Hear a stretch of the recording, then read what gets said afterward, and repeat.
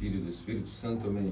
Queridos amados cristãos ortodoxos, o primeiro domingo, sempre após o domingo posterior a Santa Cruz, inicia o ciclo dos domingos dedicados à leitura de São Lucas, o apóstolo evangelista Lucas. E hoje vimos, para inaugurar o primeiro domingo de São Lucas, a narrativa a respeito da pesca milagrosa.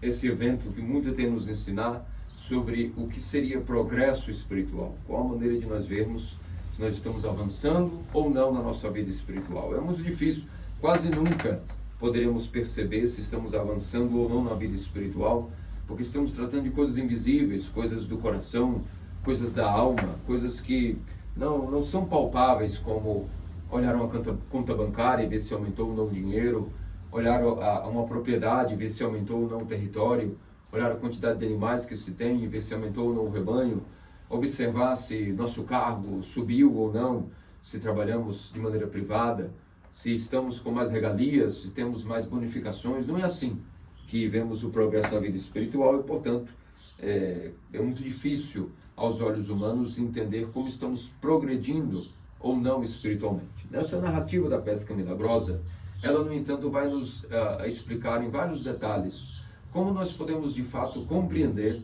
se estamos ou não diante de uma vida espiritual que progride, ou talvez se, na hora de que analisarmos tudo, chegaremos à conclusão de que talvez nós não temos vida espiritual tampouco, que ela é morta, ou que talvez ela exista, mas não apresenta os frutos que deveria apresentar. Então, devagarinho, vamos lá. Nosso Senhor Jesus Cristo começou a pregar diante do lago de Genezaré, na Terra Santa, e haviam dois barcos que estavam ali. Ele entrou em um deles, pediu que se afastasse um pouquinho da margem. Por que isso? Porque ele poderia ter mais uma amplitude a sua voz. Se ele ficasse, uma vez que as multidões o comprimiam, se ele ficasse muito colado na margem, a sua voz não seria vista por todos. Então ele se afasta um pouquinho, para que o campo de visão possa ficar amplo e sua voz ecoe para todos. E começou a pregar, a ensinar coisas para as pessoas, coisas espirituais. O que aconteceu? O que aconteceu foi que essa pregação acabou, e então nosso Senhor Jesus Cristo disse a Simão Pedro, deu a ele uma ordenança, um comando: lança a tua rede à direita do barco e você poderá então pegar peixes. E qualquer pescador que esteja minimamente versado no tema sabe, por excelência, que se você não pegou peixes numa pescaria noturna, à madrugada, muito menos você conseguirá pegar peixes ao romper da aurora, ao longo do dia. Por isso que os pescadores é uma profissão dura, porque precisam fazer vigília noturna para conseguirem pescar os peixes naquela hora da noite oportuna para a pescaria. E Simão Pedro, sendo um profissional, obviamente respondeu a ele o seguinte: mestre, a noite inteira lançamos as redes e nada apanhamos. Mas ele não terminou aí a resposta ao Senhor. Como nosso Senhor Jesus Cristo havia dito a ele: lança as redes, ele explicou-se assim, mas disse: mas a tua palavra, ou seja, obediência àquilo que estás dizendo, eu vou lançar as redes. E o que aconteceu foi que, contra qualquer tipo de expectativa, quando ele percebeu as redes estavam tão pesadas, foi preciso chamar o barco vizinho, os outros amigos, para conseguirem pescar a rede, porque era tão pesada que a rede quase se rompia de tantos peixes. Vimos, portanto, foi um milagre, porque pela razão e expectativa humana, seria praticamente impossível pegar peixes àquela hora. Não só um ou dois, quem dirá uma multidão de peixes. E a primeira coisa que nós podemos aqui entender do primeiro degrau de uma vida espiritual, em uma só palavra, é justamente a palavra obediência. Mas antes de chegarmos nessa obediência, de ter obedecido àquele comando do Senhor, nós vimos que Pedro tinha algo ali que produziu aquela obediência. Isso não foi uma coisa assim, automática, uma coisa tonta, como quem diz. Nosso Senhor Jesus Cristo diz, sei lá, pule do abismo, ele pularia de maneira sem nenhum tipo de fundamento. Não é assim. E para que nós entendamos primeiro o fundamento da verdadeira obediência, nós precisamos entender o primeiro degrau espiritual. Qual foi a primeira coisa que Pedro teve que ter antes de conseguir obedecer a Cristo? Foi uma fé nele. Ninguém obedece a ninguém se não confiar nessa pessoa, se não tiver fé, se não botar fé naquele fulano ou naquela fulana. Assim é com o nosso Deus. Pode existir qualquer tipo de base de vida espiritual se nós não confiarmos no nosso Deus. Se nós não tivermos fé nele, nós vamos conseguir obedecer nada depois do que existe ali na Bíblia, na Escritura, os mandamentos, as explicações, os sermões, como esse agora explicando esse Evangelho. A primeira coisa, nós precisamos ter fé em Deus. O que significa ter fé em Deus? Confiar totalmente nele. Se ele nos criou, se ele nos dá a respiração, se ele nos dá a nossa energia, se ele nos deu a nossa família, nosso pai, nossa mãe, nos providencia comida, nos providencia um lar, colchão, travesseiro, lençol, no calor a brisa fresca, no frio a um abrigo. Tudo isso, se nós formos pensar bem, todo esse funcionamento ocorre porque Deus nos criou, e se ele nos criou, ele também faz com que as coisas funcionem. Nada funciona sem Deus. Se Deus se retirasse da existência, todo mundo seria desintegrado. Todo mundo foi criado por Deus e ele subsiste. Se ele nos criou por amor, então nós temos que entender que de alguma maneira ele cuida também de nós. Até quando estamos nos infortúnios, nas tragédias, nas doenças, nos medos, a gente não pode deixar de ter fé em Deus. Precisamos aguentar aquilo ali com fé e confiança nele de que vai passar. De que por algum motivo ele permitiu aquilo ali. De que alguma coisa daquele momento, daquela tristeza, ou daquela situação que nós não entendemos naquele momento, a gente precisa ter fé. Fé não é entender, é confiar. Fé não é compreender tudo que acontece conosco, também gostar de tudo, aceitar tudo de bom grado. Às vezes tem coisa na nossa vida que a gente não está gostando, que a gente vai ficar contrariado, mas nós temos que parar um pouco e lembrar. Calma. Primeira coisa, fé em Deus. Se ele está permitindo isso, alguma coisa, isso vai me fazer crescer. Deus é amor.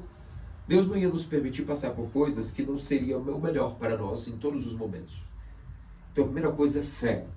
E fé é confiança total em Deus. Sem essa confiança, não existe nem como nós subirmos os outros degraus da vida espiritual. Então a primeira coisa, fé em Deus. Confiança total em Deus. E por isso Pedro tinha fé. Tinha fé ao ponto de fazer algo que estava contrário àquilo que era até mesmo a razão humana de um pescador. A nossa confiança em Deus também tem que ser trabalhada desta maneira. Isso muitas vezes vai contrariar a nossa própria racionalidade, os nossos gostos, as nossas expectativas, as nossas conclusões, os nossos cálculos ou planos de vida. Mas nós temos que ter fé, porque fé não está aqui para simplesmente ter capacidade de compreender tudo pela razão, de conseguir assimilar tudo, ter todo um entendimento de por que as coisas são ou não são assim ou assado. Simplesmente confiar é confiar, ponto. E Pedro mostrou que ele possui uma confiança tão grande em Cristo, que mesmo a partir de uma coisa completamente irracional, ele disse a verdade. Nós passamos a noite inteira procurando peixes e nós não conseguimos pecar nada na madrugada, mas a tua palavra eu farei. E assim, ele mostrou confiança e realizou aquele mandamento. Significa que o segundo degrau de ter fé em Deus é automaticamente, então, passamos a ter obediência a Ele. E obediência também não está aqui para ser executada apenas quando as coisas não são naturalmente claras, ou que fazem sentido, ou porque nós achamos na nossa confusão humana de que isso não tem lógica. Não, obediência é obediência, ponto. Senhor, pela lógica, a noite inteira nós jogamos, não catamos nada, mas a tua palavra eu farei. Confiança total e obediência, o primeiro e segundo degrau da vida espiritual. Porque também, se nós tivermos apenas confiança em Deus e não provarmos isso pela obediência, significa que nós, na verdade, não temos fé coisa nenhuma. A fé é provada pela obediência. Porque uma coisa é você dizer que acredita em Deus, outra coisa é obedecer os seus mandamentos. E quando nós obedecemos os mandamentos, até quando muitas vezes parece algo completamente louco e insano às vezes, como por exemplo agora, no exemplo de hoje, de fato, jogar a rede, sei lá, ao meio-dia e achar que vai pegar peixes é algo que não tem lógica. Mas na confiança e na obediência, o terceiro degrau da vida espiritual nós aqui vemos agora. Com a confiança em Deus, com a obediência, independente das circunstâncias, ou de estar tudo agradável ou não agradável, de fazer sentido ou não, a obediência acima de tudo. O que acontece quando a gente confia em Deus e é obediente a Ele? A nossa vida começa a ficar repleta de bênçãos abundantes. Depois de pagar o preço da obediência, mesmo muitas vezes contra a nossa vontade, Deus, observando-nos, Ele não irá simplesmente continuar nessa vida como se fosse uma pirraça dele para conosco, porque na verdade a ideia inicial não é isso. Não é pirraçar alguém para ver se ele é obediente ou não, não é isso. Não é testar ninguém. É que obediência é vida, desobediência é morte. Adão, enquanto era obediente, teve vida eterna no paraíso. Quando desobedeceu, foi expulso do paraíso e, portanto, e por que foi expulso? Devido justamente à morte que sempre acompanha a desobediência. E a desobediência, portanto, causou a morte de Adão. Desobediência por não ter jejuado da árvore do conhecimento do bem e do mal, causando nele uma doença muito grave. E com essa doença, ele teve que sair do paraíso para conseguir aquilo que seria a cura para a sua doença, que seria o arrependimento. Então, nós vemos que onde jaz a obediência, sempre há vida e garantia de bênçãos. E onde há desobediência, há morte e, ao contrário, ausência de bênçãos. Quando eu digo bênçãos, antes de qualquer coisa, são bênçãos espirituais. São bênçãos, não essas passageiras das coisas da vida, que ora nós temos e ora nós não temos, coisas que vêm e vão. Não, bênçãos perenes, que são bênçãos espirituais. A pesca milagrosa, a abundância de peixes, é um símbolo de que, na verdade, ao ser obediente, na confiança que temos em Deus, Ele vai nos permear a nossa vida com muitas bênçãos espirituais. Outrora, uma hora ou outra, pode ser que tenha uma bênção sim nesse mundo, mas não é isso o tema aqui. Antes de qualquer coisa, bênçãos, bem-aventuranças, nossas alegrias espirituais. E a presença dele será manifesta em nossa vida. Tudo ficará mais claro, não será mais uma fé, um nevoeiro, como muitas vezes a nossa fé pode parecer quando nós não perseveramos na obediência. Às vezes parece que a nossa fé, a nossa mente, ela tem uma fé assim meia, sempre abalada, e parece que a nossa vida vive como se fosse uma constante névoa, uma nebulosa, a gente nunca vê as coisas claramente. Claro, porque talvez nós não estamos sendo totalmente obedientes na confiança para com Deus, no que Ele diz, nos seus mandamentos. Mas quando nós perseveramos nesse segundo degrau da obediência, então nós temos um terceiro degrau espiritual, que são bênçãos espirituais, são derramadas em nós, como paz interior, fortalecimento da fé, aumento do temor e amor a Deus e ao próximo, e assim por diante, mais força para ter mais confiança e mais obediência em Deus. E assim, quanto mais obediência, mais bênçãos espirituais, e como mais bênçãos espirituais, mais força de ser mais confiante, mais obediente. E assim é um estilo de vida. Obediência, que produz bênçãos espirituais. E quando uma pessoa começa a tocar a Deus desta maneira, então ela poderá chegar no quarto degrau, ou não. Ela poderá, ao estar estudando a Escritura e tendo as suas iluminações, ao ler os Santos Padres e ter as suas compreensões, ao estar praticando as esmolas, a caridade, tudo ela vai começar a compreender melhor o sentido da vida. Mas, mesmo com tudo isso, toda a felicidade de fazer o bem ao próximo, de ser uma pessoa boa, de ler a Escritura, de confessar, de comungar, de frequentar a igreja, tudo isso na obediência agora terá um teste, para que se saiba se de fato toda essa caminhada está sendo de fato autêntica, ou se está, na verdade, algo aí, como uma nuvem venenosa de veneno, não está, na verdade, dentro de nós nos enganando, no meio dessas práticas de ir à igreja, confessar, comungar, fazer o bem, ser bom. Tudo isso vai ser desmascarado ou posto à prova na hora que nós vemos se o quarto degrau foi cumprido. Porque uma árvore, por exemplo, o objetivo dela não é da semente que hajam raízes. Não é isso o objetivo de uma árvore. Não é que da semente hajam raízes e caules. Não é esse o objetivo de uma árvore.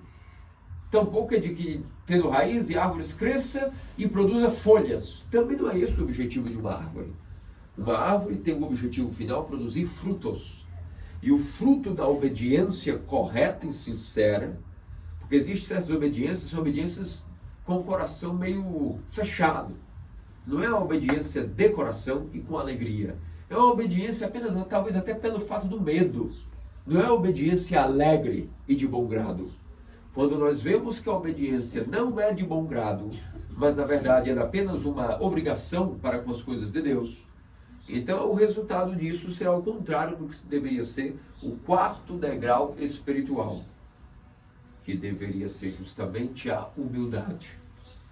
Quando nós somos verdadeiramente obedientes aos mandamentos de Deus, tendo confiança nele e usufruindo dessas bênçãos espirituais que ele nos dá, essas bênçãos não vão, ao contrário do que nós achamos, causar orgulho, vaidade, ou até mesmo pensarmos que somos especiais por termos essas bênçãos. Ao contrário, a pessoa que é obediente de coração, mesmo que ela seja abundantemente abençoada com as bênçãos espirituais, isso não causa nela orgulho, nem tampouco causa nessa pessoa vaidade. Ao contrário, mais ainda aumenta nela o senso de indignidade, o senso de não merecer aquilo, a humildade cresce e sentindo indigna, se essa pessoa sentindo-se indigna dessas bênçãos, mais ainda ela cresce na humildade, sentindo-se não merecedora, e o fruto final que coroa essa pessoa é uma pessoa humilde.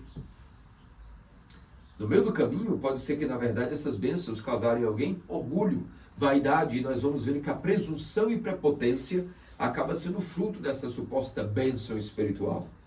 E, portanto, na verdade, vimos aí que, por mais que tudo parecia indo bem, o fruto final não foi apresentado, que era a humildade. Logo, toda essa carreira, toda esse degrau, essa escada, um por um de degrau de confiança, obediência, bênçãos oriundas dessa obediência, não foram coroadas com o fruto final, que seria humildade. Porque as obediências não servem para nos fazermos bons. O objetivo não é ser bom, não é sair fazendo bem. Não, o objetivo é que sejamos humildes. Esse é o fruto final da vida espiritual. O progresso da vida espiritual, portanto, se mede pelo quanto, sendo confiantes em Deus, obedientes a Ele, de bom coração e tocando suas bênçãos, o resultado final disso é a humildade. É aqui que nós conseguimos medir se uma pessoa está progredindo ou regredindo espiritualmente. Porque ela pode estar tendo uma vida espiritual, mas pode estar não progredindo pela falta, ausência da humildade. Como nós vimos que Pedro, após confiar, após ser obediente, mesmo contra a lógica daquela situação, ele foi obediente, mesmo não compreendendo, mesmo não fazendo sentido, como nós também devemos ser obedientes em tudo que a igreja nos pede. Ainda que naquele momento a gente não entende, futuramente nós vamos entender por que o nosso Pai espiritual está nos pedindo aquela coisa. Obediência não é fazer o que a gente concorda com o nosso Pai espiritual. Não é cumprir o que agrada a nossa vontade. Isso não é obediência. É fazer confiando, ponto final. E inclusive de bom coração, para que, vendo a bênção oriunda disso, se possa adquirir humildade. E Pedro foi exatamente assim até o final, porque mesmo após usufruir das maravilhosas bênçãos da pesca, quando ele viu aquele resultado da pesca milagrosa, qual foi a reação dele? Disse: Senhor, afasta-te de mim, porque sou um servo indigno. Afasta de mim, porque não sou digno da tua companhia, não sou digno de estar na tua presença. Pedro, ao ver aquele homem Deus completamente vivo diante dele, abençoando-o na magnitude de seu poder, não viu naquilo uma predileção para com ele, não viu naquilo simplesmente algo que ele merecesse, mas o fruto final foi a humildade. Quanto mais bênção ele recebeu pela sua obediência, o final para ele foi muito benéfico, porque isso produziu nele um autoconhecimento, um reconhecimento tão grande de sua indignidade, dos seus pecados, de quem ele era, Ou seja, que foi, portanto, humilde, ao ponto de dizer, Senhor, afasta de mim, porque não sou digno nem mesmo da tua companhia. Por isso, meus amados cristãos ortodoxos, vamos constantemente medir o nosso progresso da nossa vida espiritual, vendo até que ponto nós conseguimos ser humildes nas nossas circunstâncias. Se todo esse vir à igreja, confessar, comungar, fazer nossa regra de oração, no cordão de oração, os nossos jejuns nas quartas e sextas, se tudo isso estiver nos deixando humildes, significa que a nossa obediência está sendo de bom grado, essas bênçãos espirituais estão sendo efetivas em nós, causando-nos humildade. Mas se tudo isso que nós vivemos, as maravilhosas bênçãos da Eucaristia, as maravilhas que Deus vai nos dando no nosso dia a dia, se nos produz, na verdade, maior julgamento do próximo, falatório, xingamentos para com o próximo, dúvidas para com a conduta alheia, presunção, prepotência, se esses são os frutos de estar cumprindo uma suposta vida espiritual, então significa que, na verdade, essa obediência não é de bom grado. Na verdade, temos que parar e recomeçar de novo. A confiança em Deus, a obediência aos seus mandamentos. Nisso, aguentando essa obediência, mesmo que não seja algo que nos agrade no momento, mas entendendo que a obediência é sempre o melhor caminho.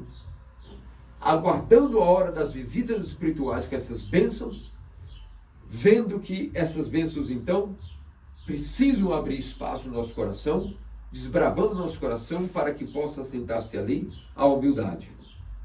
Que disso nosso Senhor e Deus Salvador Jesus Cristo faça-nos dignos, pelas orações do seu Cristo, mamãe até o toque sem Virgem Maria e todos os santos.